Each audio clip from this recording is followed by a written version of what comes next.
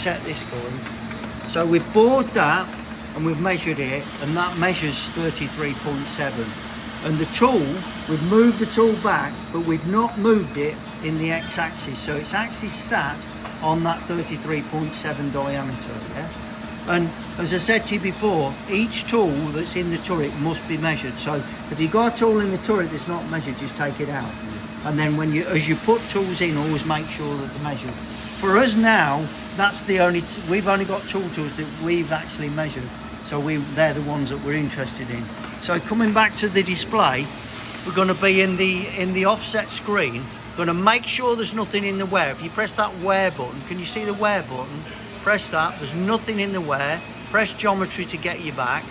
And as I said to you before, if you use your up and down arrows, right, if we go up a bit, if you type in number 8,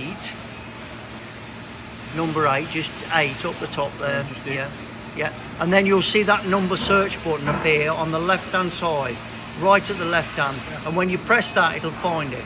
Now if you can get into the habit of doing that, it's definitely the best way to do it. So that took you to 8 number search. It's just more accurate, you know you've got the right tool. And what we're going to do now is we're going to tell it what that diameter is. So we're going to type in X 33.7,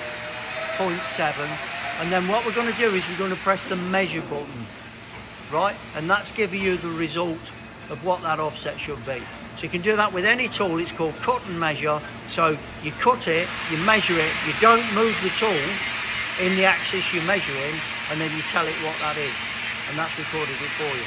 And obviously the more accurately you measure it, the more accurate your offset will be.